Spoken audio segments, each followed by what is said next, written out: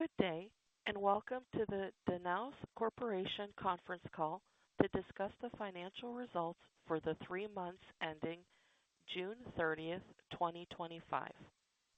As a reminder, today's call is being recorded. Hosting the call today is Dr. John Coustas, Chief Executive Officer of Danaos Corporation, and Mr. Evangelos Chatzis, Chief Financial Officer of Danaos Corporation. Dr. Coustas and Mr. Chatzis will be making some introductory comments, and then we will open the call to a question and answer session.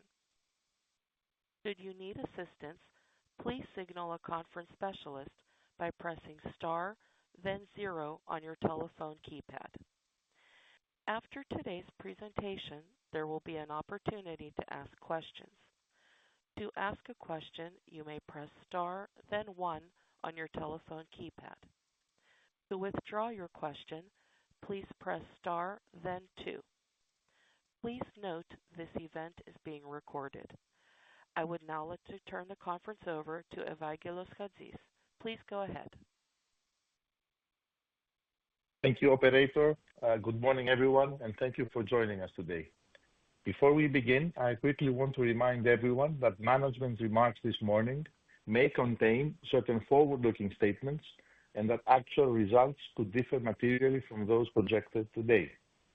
These forward-looking statements are made as of today, and we undertake no obligation to update them. Factors that might affect future results are discussed in our filings with the SEC, and we encourage you to review these detailed safe harbor and risk factor disclosures. Please also note that where we feel appropriate, we will continue to refer to non-GAAP financial measures such as EBITDA, adjusted net income, time charter equivalent revenues, and time charter equivalent dollars per day to evaluate our business.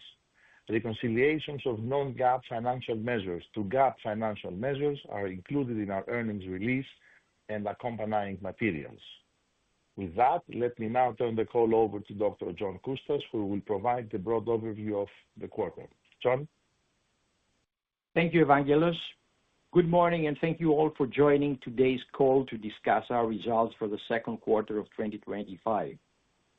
As we move through the second half of the year, some uncertainties around global trade are beginning to subside. In particular, there is increasing clarity about tariffs, many of which have been or are being finalized at much lower rates than feared. While tariffs on imports to the U.S. will be much higher than historic averages, the U.S. economy is stable and the American consumer keeps purchasing foreign goods. As inventories normalize, we anticipate a gradual improvement in trade flows.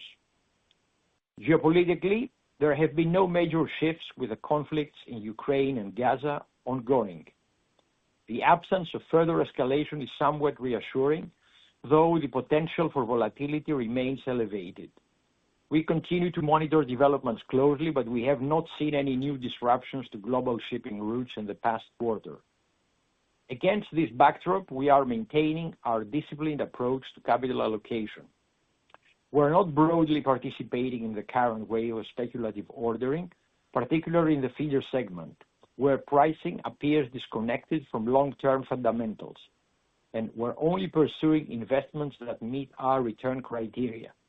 In the second quarter, we added one additional 6,000 TEU vessel to our order book at a shipyard with which we have an existing relationship. Importantly, this vessel has already been fixed on a 5-year charter to a long-standing client, locking in visibility and attractive returns. Our chartering strategy continues to deliver results. We added approximately $113 million to our contracted revenue backlog since the previous earnings release, and our $3.6 billion total contracted revenue base provides meaningful insulation from shorter market fluctuations. Our contracted charter coverage stands at 99% for 2025 and 88% for 2026, including new buildings scheduled for delivery during this period. On the dry bulk side, we saw some seasonal firming in the market, but broader weakness persists, largely due to deflationary conditions in China. While we continue to evaluate opportunities in the sector, asset values for modern tonnage remain elevated, and we are in no rush to commit capital in an uncertain macroeconomic environment. From a financial perspective, we remain in an enviable position. With minimal leverage and the growing base of contracted earnings, we have the luxury of patience. Our strong balance sheet and cash generation capacity provide ample firepower to support our strategic priorities and position Danaos for long-term success. We continue to focus on disciplined execution, operational excellence, and value creation for our shareholders. With that, I'll hand the call over back to Evangelos, who will take you through the financials for the quarter. Evangelos? Thank you, John, and again, good morning to everyone, and thank you for joining this morning. I will briefly review the results for the quarter, and then we will open up the call to Q&A. We are reporting adjusted EPS for this quarter of $6.36 per share, or $117 million, compared to adjusted EPS of $6.78 per share, or $132.3 million for the second quarter of 2024. This $15.3 million decrease in adjusted net income between the two quarters is mainly the combined result of a $24.7 million increase in total operating costs, mainly due to the increase in the average number of vessels in our fleet, a $3.6 million increase in net finance costs, and a $2.7 million decrease in dividend income from investments, partially offset by a $15.9 million increase in operating revenues. On the revenue side, as analyzed in our earnings release, the increase in our fleet produced a combined $26.6 million of incremental operating revenues quarter on quarter. That was supplemented by an extra $2.8 million in higher operating revenues as a result of higher fleet utilization. Those were partially offset by an $8.2 million decrease in revenues on our container segment as a result of lower contracted charter rates between the two periods, and $5.3 million lower non-cash US GAAP revenue recognition accounting. Vessel operating expenses increased by $9.3 million to $56.4 million in the current quarter from $47.1 million in the second quarter of 2024, mainly as a result of the increase in the average number of vessels in our fleet, while our daily operating cost increased to $7,556 per vessel per day for the current quarter, compared to $6,961 per vessel per day in the second quarter of 2024. Our operating costs, however, continue to remain among the most competitive in the industry. G&A expenses came in lower, slightly lower, decreased by $0.1 million to $11.2 million in the current quarter, compared to $11.3 million in the second quarter of 2024. Interest expense, excluding finance cost amortization, went up by $4.3 million to $8.9 million in the current quarter, compared to $4.6 million in the second quarter of 2024. This increase is a combined result of an increase in our average indebtedness by $265 million between the two periods that produced $3.5 million of incremental interest expense, and that was partially offset by a reduction in the cost of debt service by approximately 90 basis points, 0.9%, mainly as a result of a decrease in SOFR cost between the two periods. We also had a $0.8 million increase in interest expense due to lower capitalized interest on vessels under construction between the two periods. At the same time, and as a result of increased average cash balances, our interest income came in at $3.7 million in the current quarter, largely offsetting interest expense. Our adjusted EBITDA decreased by 0.5%, or $0.8 million, and came out to $176 million in the current quarter, compared to $176.8 million in the second quarter of 2024, for reasons that have been already outlined earlier on this call. We also encourage you to review our updated investor presentation that is posted on our website, as well as subsequent events disclosures. I'd like to mention a few of the highlights. Since the date of our last earnings release, we have added $113 million to our contracted revenue backlog. As a result, our backlog remains strong and now stands at $3.6 billion with a 3.8-year average charter duration, while contract coverage is at 99% for 2025 and 88% for 2026. Within our investor presentation, you will find analytical disclosures on our contracted charter book. As of June 30, 2025, our net debt stood at $224 million, and in the current interest rate environment, this position shields us from high interest costs. Additionally, the company's net debt to adjusted EBITDA ratio stood at 0.3 times, while 53 out of our 84 vessels in the water are currently unencumbered and debt-free. We have declared a dividend of 85 cents per share for this quarter, and we continue to have $94.3 million remaining authority to repurchase stock under our $300 million share repurchase program.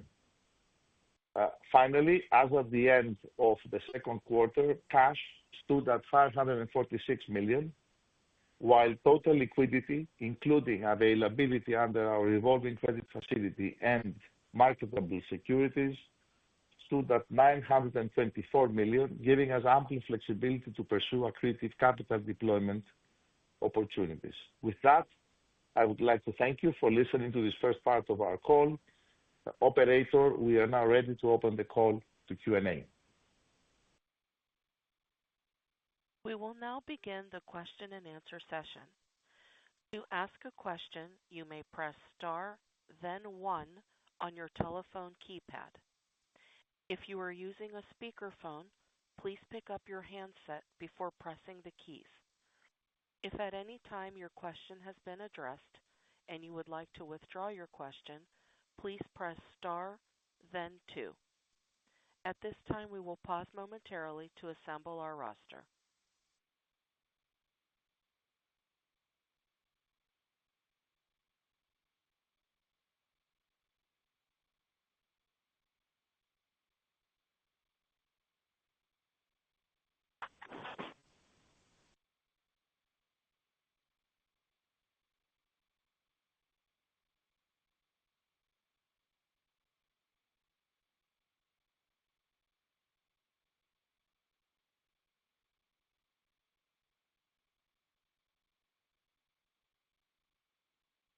The first question comes from Omar Nokta of Jefferies.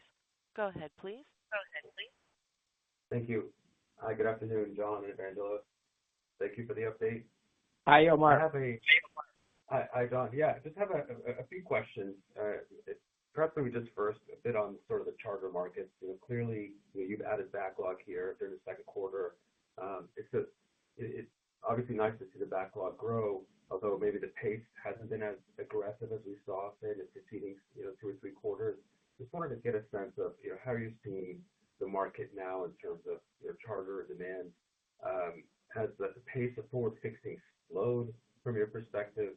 And then also, you do have a couple of ships that roll off charter. I think they're the ones for CMA, the 6,500 TEUs. They're rolling off in the next several months. I think there's options embedded. Are those being marketed, or do you think those are going to be exercised? Thank you. Omar, the market is pretty stable. Demand is there for all the ships. There are a number of ships that actually have options, so there's nothing much that we can do further. Most of the ships of this year are already being fixed. There are minimal things for next year. And, when we're talking about 2027, there is still interest for newer ships over there. That's why, we fixed also this new building, that latest one that we got for 2027 delivery. For the time being, and bearing in mind that we don't foresee any change in the Red Sea passage, at least for the second half of 2025, I don't expect any significant changes. Okay, thank you. And then maybe just in terms of capital allocation, clearly as you mentioned, Danaos is in an enviable position, a strong balance sheet, nice backlog, good amount of cash. As we think about just capital deployment from here, you're not chasing anything. You have plenty of flexibility. In terms of the buyback, it looks like it's been put on pause to an extent, at least since the last update. Is that a change in approach in terms of how you're looking at that, or is it just simply perhaps maybe tactical, just given how strong the share performance has been? No, it's just that, when you see actually the stock appreciating really so much, to continue, buyback, would have shot the price up, quite dramatically, which is not really to the interest of long-term shareholders. It would just be, let's say, used for flippers. And that is why, we have paused the buyback. On the other hand, despite, the shipping being a kind of an independent market, we see that there is a lot of froth in the stock market all over the place, and everybody is talking about correction. So this is going to drag shipping companies as well, during that correction. And that's why we're very cautious into just chasing the market upwards.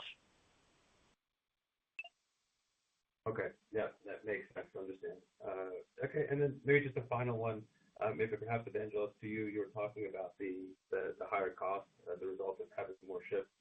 Also, just the rate itself per day went up quarter over quarter. Is this kind of would you say, is this a run rate going forward, or should we assume kind of a bit more of a moderation towards prior averages?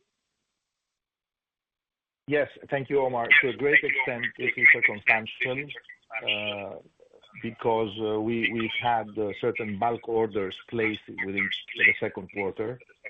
And obviously, you now see the quarterly figure shooting up, but this is going to normalize as we head towards 9 months or full year numbers. Okay. Okay, good. All right, well, thank you, guys. I'll turn it back. Thanks. Okay, the next question comes from Clement Mullins of Value Investors Edge. Go ahead, please. Hi, good afternoon. Thank you for taking my questions. In the prepared remarks, you had a comment on feeder ship speculative orders. Your fleet renewal program has mostly focused on vessels above 6,000 TEU, where you could secure long-term contracts. But could you talk about your expectations for feeders? To what extent do you expect the lower relative order book to provide a tailwind?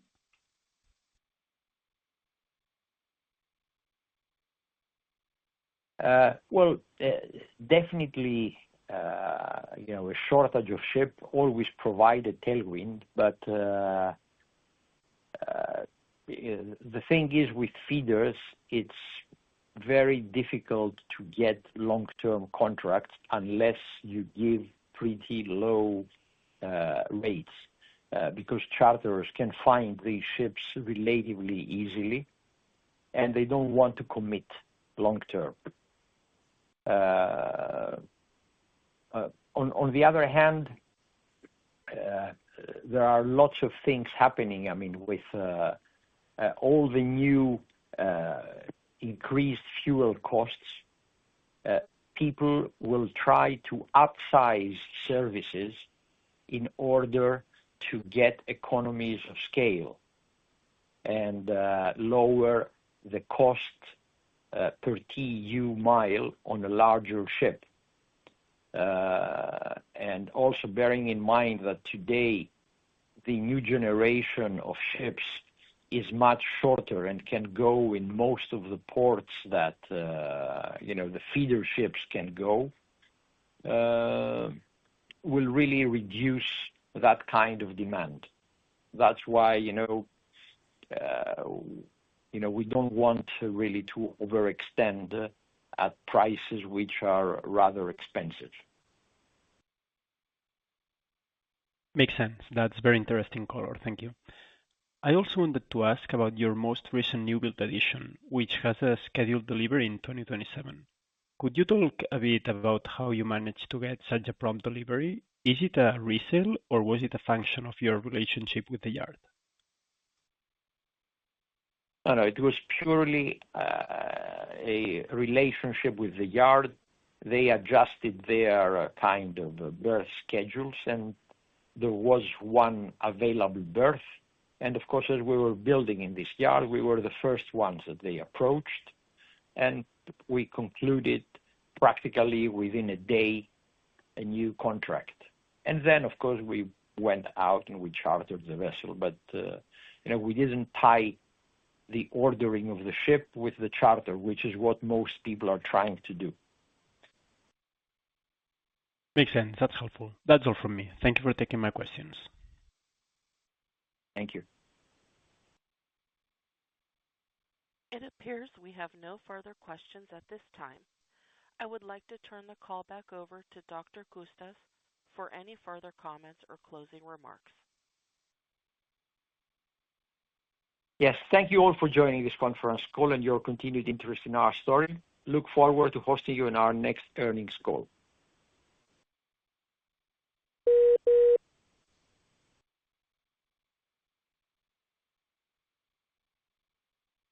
Thank you. This concludes today's teleconference. We would like to thank everyone for their participation. Have a wonderful afternoon.